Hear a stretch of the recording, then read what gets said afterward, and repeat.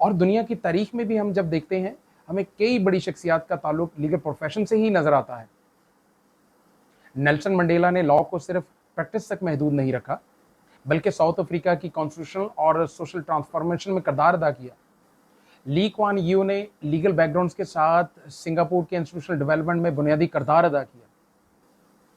Thomas Jefferson, Barack Obama اور feudal Castro بھی legal education رکھنے والی شخصیات تھی،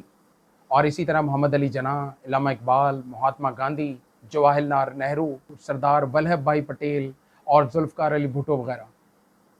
لیکن ان سب کو اہم بنانے والی چیز صرف یہ نہیں تھی کہ وہ لائرز تھے، اصل چیز یہ تھی کہ انہوں نے قانون کو سوسائٹی، اسٹیٹ بلڈنگز اور انسٹیٹیوشنل ٹرانسفارمیشنز کے لیے استعمال کیا۔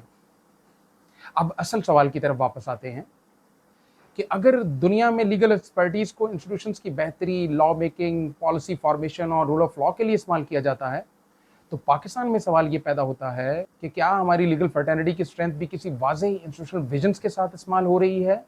یا ہماری موجودگی زیادہ تر سیاسی وابستگی، گروہی تعلقات، ذاتی ترقی اور محدود مفادات تک رہ گئی ہے؟ کیونکہ انسٹیٹیوشنل ریپرزنٹیشن کا مقصد صرف یہ نہیں ہوتا کہ کچھ لائرز مختلف عہدوں تک پہنچ جائیں، اصل مقصد یہ ہوتا ہے کہ وہ اپنے پروفیشن کی کلیکٹیو وزڈم کو آگے لے کر جائیں، وہ لا ریفارمز کی بات کریں، وہ جسٹس سسٹمز کی بہتری کی بات کریں، وہ لیگل ایجوکیشنز کو بہتر بنانے کی بات کریں،